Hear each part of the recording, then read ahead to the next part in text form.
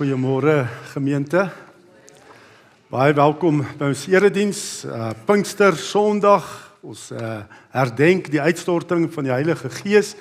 En wat 'n mooi oggend, nee, so 'n mooi herfsoggend. En ons is dankbaar ook vir sulke lekker weer en dat ons ook so as geloofsfamilie kan saam wees ook om ook absoluut die uitstorting van die Heilige Gees te herdenk. Genade, barmhartigheid en vrede word ryklik geskenk van God ons Vader en ons Here Jesus Christus deur die kragtige werking van die Heilige Gees. Amen. Die byeenkoms van die gelowiges is so kragtig, is so belangrik. Ons nou donderdag 'n week terug daai gesamentlike hemelvaartdiens gehad daar in Linden Hoërskoolsaal. En hoe opbouend was dit? En daar waar die saal van laas jaar het gegroei, vol. En die verskillende kerke wat so in eenheid saam was. Dit was 'n wonderlike belewenis. En toe die week ook, die Pinksterdienste waarvan William praat, nê, ons drie gemeentes saam, daar by die gemeentes van Christus waar ons ook verskillende predikers gehad het ook. En ook gebid het vir mekaar, nê. Dit is die wonderlike. En hoe opbouend was dit? En en dan ook vanoggend, nê, Pinkster, wat ons absoluut die uitstorting van die Heilige Gees vier. En ek gaan lees ook Handelinge 1, en ons lees hier in hierdie hoofstuk 1 hoe die Here Jesus tussen sy opstanding en hemelvaart 'n klompie opdragte gee en ook beloftes vir sy kerk. En wat ook vir vandag die waarheid is. Ek lees Handelinge 1 vanaf vers 1 tot vers 11 en ek gaan fokus op vers 8. Handelinge 1 vanaf vers 1. My eerste boek, Theophilus, het ek geskrywe oor alles wat Jesus gedoen en geleer het, van die begin af tot op die dag van sy hemelvaart. Voordat hy in die hemel opgeneem is, het hy deur die Heilige Gees bevele gegee aan die manne wat hy as apostels uitgekies het. En na sy dood het hy aan hulle met baie onbetwisbare bewyse ook getoon dat hy lewe. In die loop van 40 dae het hy by verskeie geleenthede aan hulle verskyn en met hulle oor die dinge van die koninkryk van God gepraat. Terwyl hy 'n keer saam met hulle aan tafel was, het hy hulle beveel: Moenie van Jerusalem af weggaan nie, maar bly wag op die gawe wat die Vader beloof het, soos julle van my gehoor het. Johannes het wel met water gedoop, maar julle sal binne 'n paar dae met die Heilige Gees gedoop word. Toe hulle keer weer bymekaar was, het hulle vir Jesus gevra: Here, is dit nou die tyd dat U die koninkryk vir Israel weer gaan oprig? En hy het hulle geantwoord: Dis nie vir julle om die tyd en die omstandighede te weet wat die Vader in sy eie mag bepaal het nie. Maar julle sal krag ontvang wanneer die Heilige Gees oor julle kom. En julle sal my getuies wees in Jerusalem sowel as in die hele Judea en in Samaria en tot die uithoeke van die wêreld. En nadat hy het gesê het, is hy opgeneem terwyl hy hulle dit sien en 'n wolk het hom weggeneem, sodat hom nie langer kon sien nie. Terwyl hy weggaan en hulle nog stip na die hemel kyk, het daar skielik 2 mans in wit klere by hulle gestaan. Die sê toe vir hulle: Galileërs, waarom staan julle so na die hemel en kyk? Hierdie Jesus wat van julle af na die hemel toe opgeneem is, sal net so terugkom, soos julle hom na die hemel toe sien opgaan het. En ook 'n vers wat ons seker die afgelope tyd, wat jy baie seker ook wat mense gestuur het vir mekaar ook met Pinkster, vers 8. Maar julle sal krag ontvang wanneer die Heilige Gees oor julle kom. En julle sal my getuies wees in Jerusalem, sowel as in die hele Judea en in Samaria en tot die uithoeke van die wêreld. Hierdie vers 8, gee eintlik vir ons die program aankondiging wat die disippels moet gaan doen, Dis eintlik die inhoudsopgawe van die hele boek Handelinge. Dit is waarmee hulle moet besig wees. Dis wat gaan gebeur voordat Jesus opvaar na die hemel. Sê hy, dit gaan julle nou doen, Julle sal krag ontvang, Julle moet eers krag ontvang wanneer die Heilige Gees oor julle kom en dan sal hulle getuies wees in Jerusalem. En dan ook verder weg, Judea, Samaria en tot die uithoeke van die aarde. En dan word hierdie belofte van die Heilige Gees word natuurlik vervul in Handelinge 2 met die uitstorting van die Heilige Gees waar hulle krag toe ontvang om getuies te wees. Die Heilige Gees vervul hulle En hulle was getuies natuurlik in Jerusalem met Handelinge 2, die uitstorting van die Heilige Gees, nie, het hulle in al die tale gepraat van die mense wat daar by mekaar is en die evangelie verkondig, en omtrent 3000 mense het tot bekering gekom, en dan lees ons ook in Handelinge 8, dat ook Samaritane kom tot geloof, nie, met Filippus. En dan gaan dit verder, Paulus wat later toe ook gaan, nou is ek sommer skielik die mekaar. Wie is Petrus, nee, Paulus wat Handelinge 10, nee, na die heidene gaan en die evangelie gaan verkondig en hulle kom tot geloof. En dan lees ons die einde van Handelinge 28 vers 31. Hy die koninkryk, dis nou Paulus, nee, hy was 'n gevangene daar in Rome, so hy is die uithoeke van die aarde, nee, hy het tot by die uithoeke gegaan. Hy het die koninkryk van God verkondig in Rome en die mense alles oor die Here Jesus Christus geleer. Dit het hy gedoen met die grootste vrymoedigheid en sonder enige verhindering. So wat hier in vers 8 aangekondig word, het gerealiseer met vers 31. Nee, Handelinge 28 vers 31. En dan, ja, dit pla my nou verskriklik daai van wie toe gegaan het, nee? En dit is natuurlik wat na die heidene toe gegaan het, na Handelinge 10, sien ons dat, ekskuus julle, ek is nou Petrus. Dit nou my nou heeltemal omgegooi, nee?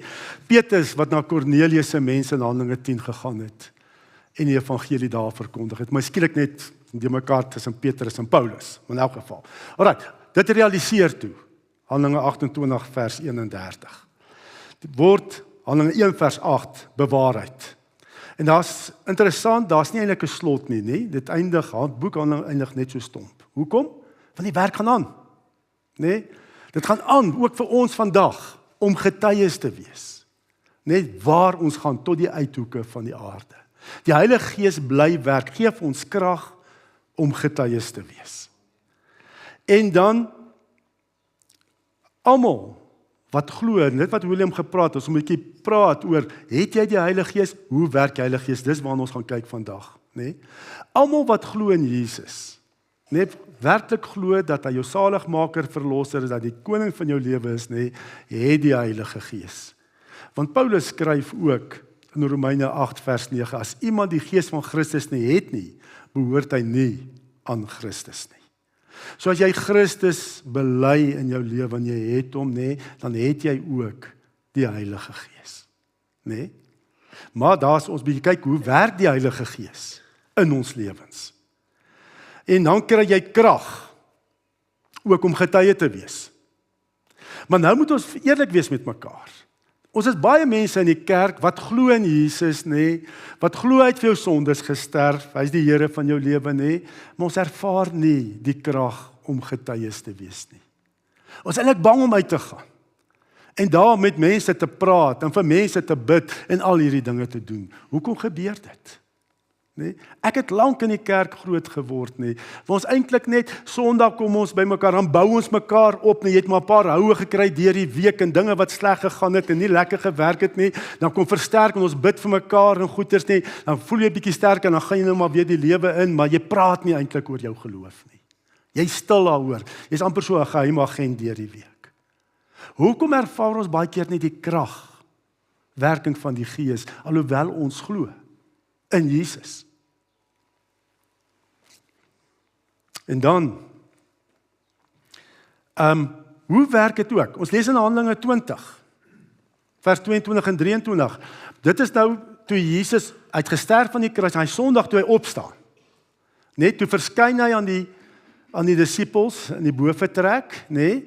Hy blaas oor hulle en sê, ontvang die Heilige Gees. As julle vir mense hulle sondes vergewe, word dit deur God vergewe. As jy dit nie vergewe nie, word dit nie deur God vergewe nie. Hoe werk dit nou? Hoekom sê Johannes, Jesus het daai Sondag aand met sy opstanding oor hulle geblaas en sê ontvang die Heilige Gees? Hoekom sê Jesus hier in Handelinge 1 vers 8, julle gaan krag ontvang wanneer die Heilige Gees oor julle kom? Nee, eers na sy hemelvaart.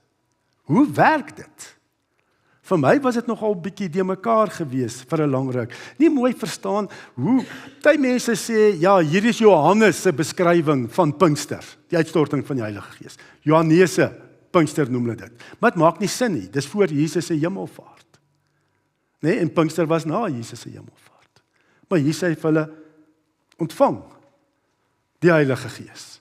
Wat is die verband tussen hierdie ontvang die Heilige Gees, nee, met die Sondagmôre wat Jesus opstaan het, en Pinkster? Wat is die verband tussen die twee gebeure? Waaroor ons moet sekerheid kry. Dan, om dit te verstaan, moet ons die heilshistoriese werking van die Heilige Gees verstaan. Hoe die Heilige Gees gewerk voor die kruis en opstanding van Jesus, nee, in die Ou Testament, hoe hy funksioneer na die kruis en opstanding van Jesus, en hoe hy funksioneer na hemelvaart en Pinkster. Hoe werk die Heilige Gees? Net dit moet ons onderskei, om dit te kan verstaan. Die Heilige Gees se werking voor kruis en opstanding, na kruis en opstanding, nee, maar voor Pinkster, en dan na Pinkster. Hoe werk die Heilige Gees? Is julle by my nog? Nee, ek was net 'n bietjie lekker die mekaar. Okay, kom ons kyk, hoe werk dit? In die Ou Testament, voor die kruisiging, was die Heilige Gees met God se volk, nee, was met hulle. Nie in die volk nie, met hulle. Natuurlik in die vorm van, toe hulle uitgetrek het uit Egipte, nee, in die vorm van 'n wolkkolom wat voor die volk gaan, en die aand was 'n vuurkolom, nee. God se Gees was met hulle. Toe moes Moses ook 'n tabernakel gaan bou, nee, dat God daar, sy ark is daar in die tabernakel, nee, dit is hoe hy met sy volk is, en saam met hulle getrek het die ark. Ons lees, byvoorbeeld, dit was so 'n groot storie gewees om tot God te nader vanweë die volk se sondes. Die Heilige Gees kon nie in hulle sommer woon nie, hy was net met sy volk. Ons lees in Eksodus 13 vers 21 tot 22, die Here het bedags met 'n wolkkolom voor hulle uitgegaan om vir hulle die pad te wys en snags met 'n vuurkolom vir hulle lig te verskaf, sodat dag en nag kon trek. Die wolkkolom bedags en die vuurkolom snags het altyd voor die volk gebly. Dan moes ook toe moes Moses ook 'n ark, nee, en die tabernakel, nee, gaan bou, nee, die tent van ontmoeting. Dis waar die ark, die allerheiligste was, en dan kon God so saam met sy volk trek. Eksodus 33 vers 9, sodra hy Moses ingaan, het die wolkkolom afgekom by die ingang van die tent van ontmoeting gaan staan, en dan het die Here met Moses gepraat. So, God was net saam met sy volk, nee, dan is die tabernakel met die ark binnekant. So het God dan ook met Moses gaan praat, as Moses na die tabernakel toe gegaan het. Maar God se Gees kon nie in die mense kom nie, want vanweë hulle sondes, nee, hy is die Heilige Gees, nee, en daarom vanweë die volk se sondes kan hy nie in die mense, was met uitsondering, wat sekere mense gesalf en bemagtig is deur die Gees. En is gewoonlik konings, profete en priesters, nee, wat God se Gees met uitsondering gekom het, soos wat Samuel in 1 Samuel 16, nee, vir Dawid het Dawid gesalf met olie en die Gees het toe kragtig om gewerk. Dit was die uitsondering, dit was nie die reël nie. Met uitsondering konings, profete en priesters wat gesalf is. Later dan ook het die tempel, die tabernakel vervang, nee, toe hulle die beloofde land ingaan, toe kon Salomo die tempel bou, nee, want hulle het nie meer getrek nie, en dan staan daar in 1 Konings 8 vers 10 en 11, toe die priesters uit die heiligdom kom, nee, dis met die inwyding van die tempel, het 'n wolk die huis van die Here geval, en daarom kon die priesters nie vir diens aantree nie, dit was die magtige teenwoordigheid van die Here, wat die huis van die Here gevul het, nee, die magtige teenwoordigheid van die Here. So, toe is die ark, verbondsark, nee, daai kus, nee, is toe in die allerheiligste deel geplaas, en net 1 keer 'n jaar kon die hoofpriester ingaan na die allerheiligste, verby die voorhangsel, om versoening te gaan doen vir die volk se sondes, net 1 keer 'n jaar, nee, kon die priester ingaan, en gaan versoening doen. Hy moes eers 'n klomp rituele deurgaan, reinigingsrituele, net dat hy nie dood neerslaan as hy verby die voorhangsel gaan, die allerheiligste in nie. Net vanweë sondes. Hulle sê dat ook die hoofpriester, as hy 1 keer 'n jaar ingegaan het om versoening te doen vir al die sondes van die volk, dan het hulle tou aan sy enkel vasgemaak. En sy kleed het mos klokkies gehad, en as hulle hoor, dalk doen hy iets verkeerd, daar in die allerheiligste gedeelte, dat hy dood neerslaan. Julle weet, Aaron se 2 seuns het mos dood neergeslaan, omdat hulle verkeerde vuur gebring het, as 'n offer. Nou as die priester dalk iets verkeerd gedoen het, en hy slaan dood neer, daar in die allerheiligste, en hulle hoor nie meer die klokkies ritsel nie, kon hulle aan sy enkel, daai tou, uitgetrek het, uit die allerheiligste gedeelte. So heilig is God. Jy kan nie sommer net na hom toe gaan nie. En dan lees ons, dan gaan ons nou verder, na Jesus se kruisiging. Dit is hoe die Gees van God teenwoordig was by sy volk, net met sy volk, by die tempel. Die mense moes na die tempel toe gaan, om God daar te ontmoet. En dit vir die jaarlikse offers, het hulle tempel toe gaan, om God daar te ontmoet. Maar toe kom Jesus, as die volmaakte lam, en hy word geoffer aan die kruis, om te sterf vir ons sondes. En dan staan daar Matteus 27 vers 50 en 51. Jesus het weer hard uitgeroep en die laaste asem uitgeblaas aan die kruis. En op daai oomblik het die voorhangsel van bo tot onder middeldeur geskeur, Dit wys God het dit geskeur, hy het van bo na onder. God skeer die voorhangsel deur. En daar's vrye toegang tot God se teenwoordigheid. Ek dink daai priesters wat besig was daar in die heilige gedeelte van die tempel, het hulle doodgeskrik toe hulle skielik sien hierding skeer en hier sien hulle die ark voor hulle. Hulle het seker dink hulle gaan nou dood neerslaan. Maar hoekom het gebeur? Omdat Jesus volmaak vir ons sondes gesterf het aan die kruis. En die pad gebaan het na God as ons Vader. Ons kan direk nou gaan tot God. En God se Gees kom woon nou in ons mense. Die Heilige Gees. Hoekom? Omdat Jesus versoening gedoen het vir ons mense se sonde. So almal wat glo in hom kan nou die Gees ontvang. En jou liggaam is 'n tempel van God se Gees. Verstaan die wonderlike beloftes en seëninge wat ons het. As ons dink aan die Ou Testament hoe dit was, hoe dit vandag is. God se Gees kom woon nou in jou. Jy's nooit geskei van die Here as jy glo in Jesus nie. Hy's by jou. Dit is daarom sê Jesus toe ook, toe hy opstaan daai Sondagoggend. En daai Sondag-aand verskyn en hy blaas oor en sê ontvang die Heilige Gees. Julle kan nou die Gees ontvang, dat hy in julle woon as tempels van die Gees. Vir almal, al die gelowige disippels wat daar by mekaar was. Ontvang die Gees. Ja, ons is nou tempels van die God se Gees. En wat doen die Heilige Gees hoofsaaklik? Dis die inwonende werking van die Gees, die gekruisigde Jesus se Gees wat ons ontvang, wat inwonend in jou werk. En wat is die hoofsaak wat hy doen is? Hy werk geloof in jou hart in Jesus.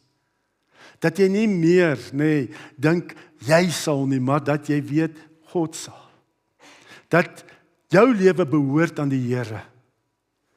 Dit is sy werking, toe hulle die Gees ontvang. Niemand kan sê Jesus die Here nie, behalwe deur die Heilige Gees. Dis die hoofsaaklik hoe die Gees werk na Jesus se kruisiging. Inwonend in daai Jode wat tot geloof gekom het, het hy die geloof gewerk, die Heilige Gees. Hy het inwonend gewerk en hy het hulle ook natuurlik vernuwe, na die beeld van Jesus Christus met sy vrug. Dis die inwonende werke, die gekruisigde Jesus se geeswerking, is inwonend om geloof te werk en jou karakter te verander met sy vrug, dat jy word en lyk soos Jesus. As jy wil weet hoe lyk Jesus, kyk na die vrug van die Gees. Dis sy werking. Maar was daar verandering vir daai disippels? Was daar verandering om uit te gaan met krag en getuies te wees voor Pinkster? Nee. Hulle was nog steeds bang. Hulle het heeltyd nog weggekruip. Ja, hulle was lief vir mekaar, Hulle het vir mekaar omgegee en vir mekaar gebid. Nee, ons lees daarvan ook heeltyd, nee, hoe hulle gebid het vir mekaar en omgegee het. Nee, in Handelinge na Jesus se hemelvaart, waar hy sê, julle gaan krag ontvang wanneer die Gees oor julle kom, hy vaar op hemel toe, nee, wat gebeur toe direk daarna, dis nog voor Pinkster, daarna het hulle na Jerusalem teruggegaan van die berg af, dis die Olyfberg, vlak by die stad, 'n Sabbatsreis weg, in die stad aangekom is hulle na die bo vertrek, waar hulle gewoonlik vertoef, hulle het weer gaan wegkruip. Daai Sondagmôre toe Jesus aan hulle verskyn met sy opstanding, sê hulle die deur was gesluit want hulle was bang vir Jode.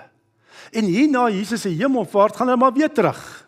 Gaan kruip weg, is bang. Hulle het almal eensgesind volhard in die gebed saam met 'n aantal vroue onder wie ook Maria, die moeder van Jesus, sy broers was ook by. So hulle was wel het omgegee vir mekaar nie. Hulle het geglo in Jesus, daai inwonende werking van die Gees. Maar hulle is nog nie bemagtig nie. Hulle het nog nie met krag uitgegaan om getuie te wees nie. En dit is my amper 'n teken van hoe baie keer die kerk funksioneer vandag nog. Ons funksioneer nog net amper met die inwonende werking van die Heilige Gees. Ons is lief vir mekaar, ons gee om vir mekaar, ons bid vir mekaar. Maar ons het nie autoriteit om uit te gaan nie. Ek veralgemeen nou, nê? Wat ek gister ervaar het was natuurlik anders met die uitreik. Maar baie keer mense wat vir jare in die kerk is, nog steeds te bang om te bid, hardop te bid. Maar dis van die kerk groot geword. Maar te bang om te bid.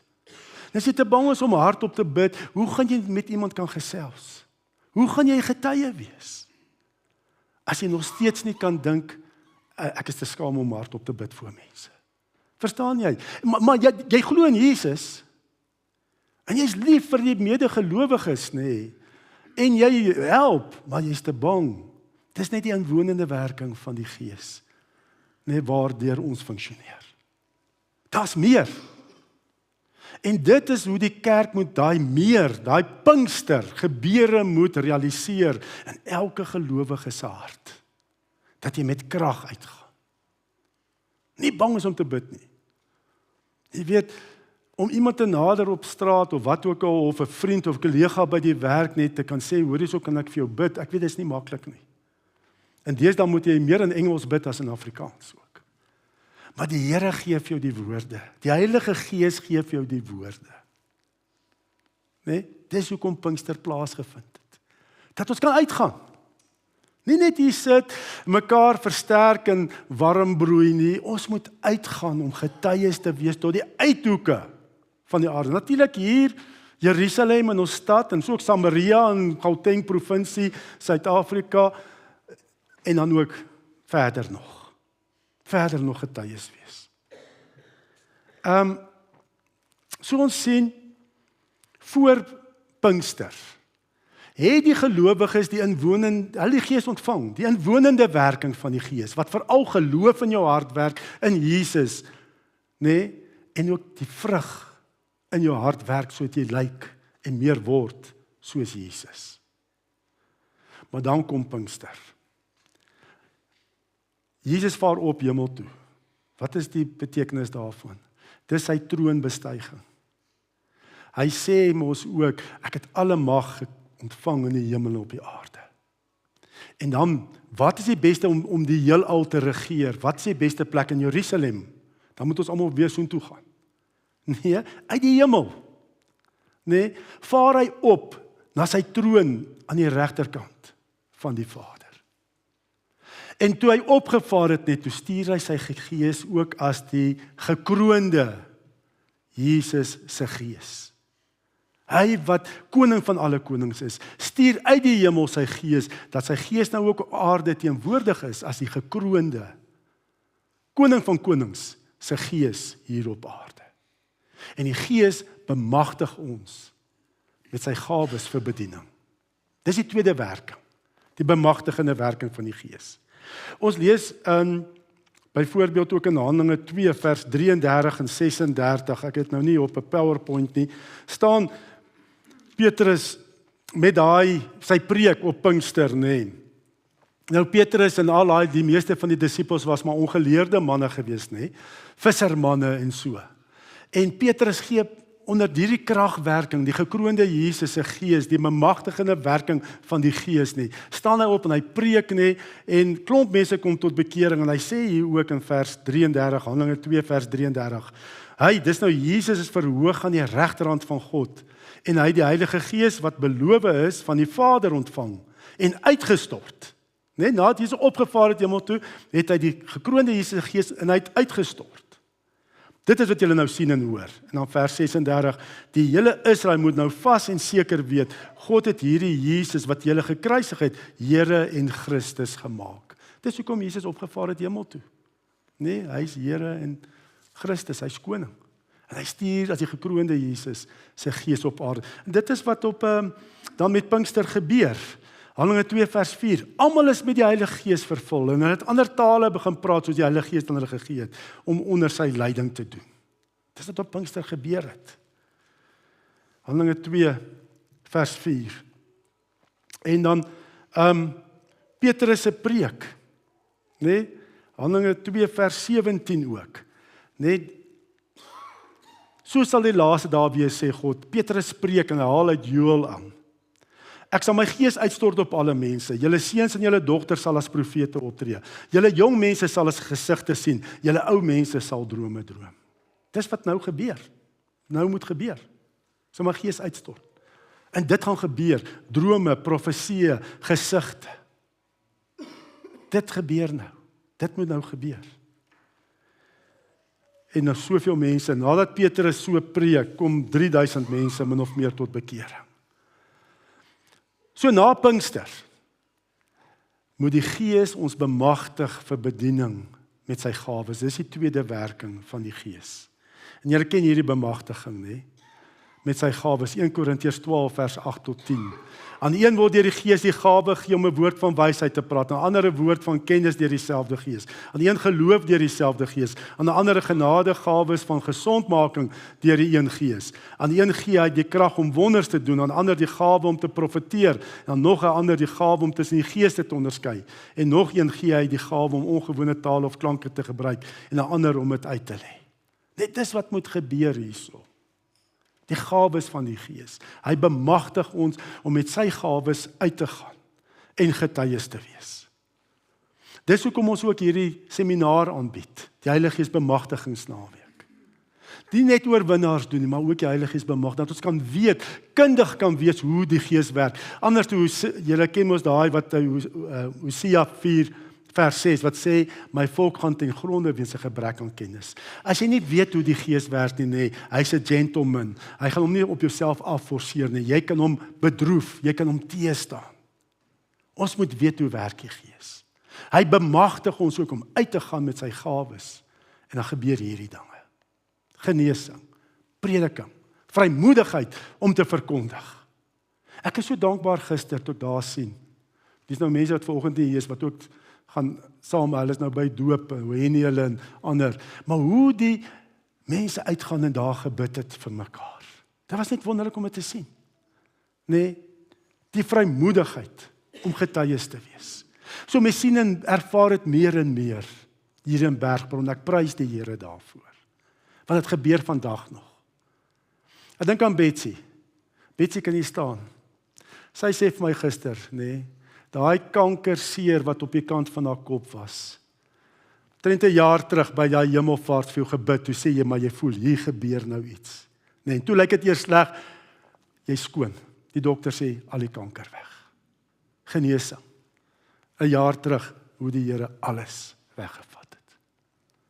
Dankie Betsy. Ons eer die Here. Nee, ons bid vir mekaar. Ons dra mekaar op. Ons vertrou dat die Gees ook hierdie dinge in ons midde kan doen.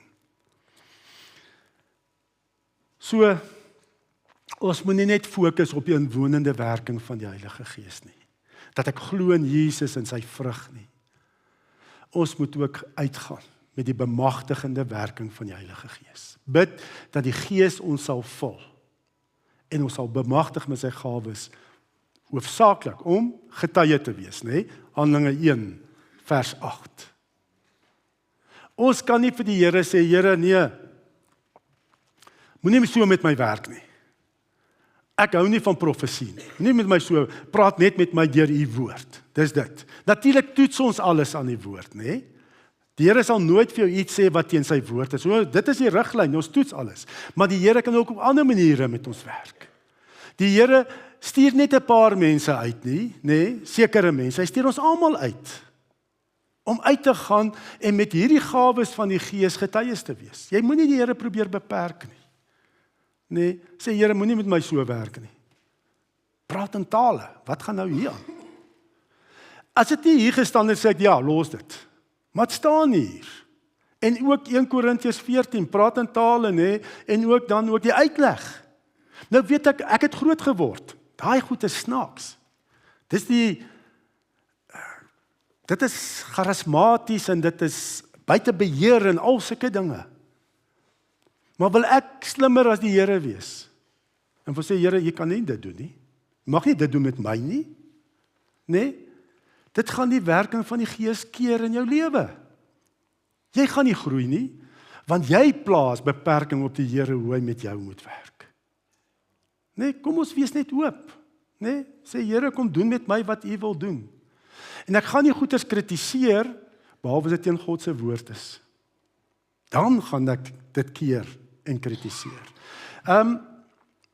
Paulus skryf ook in 1 Tessalonisense 5 vers 19 en tot 22. Moenie die werking van die Heilige Gees teenstaan en dan gebruik hy, nê, een van hierdie gawes. Moenie profesie geringskat nie, maar toets dit alles. Behou wat goed is en bly weg van alles wat sleg is. My gebed is, nê, wat Gert ook gesê het, toe gebid het, Here, wat doen ons? As daar iets is wat ons moet regmaak, maak ons dit reg, nê. En Here, as ons U werking onderdruk in die gemeente, dan moet ons tot bekering kom. Dat die Gees kan kom doen hier wat hy wil doen. Want wat 'n voorreg het ons. Die inwonende werking van geloof, nê, en vrug van die Gees dat ek kan verander, want dit is ook nodig.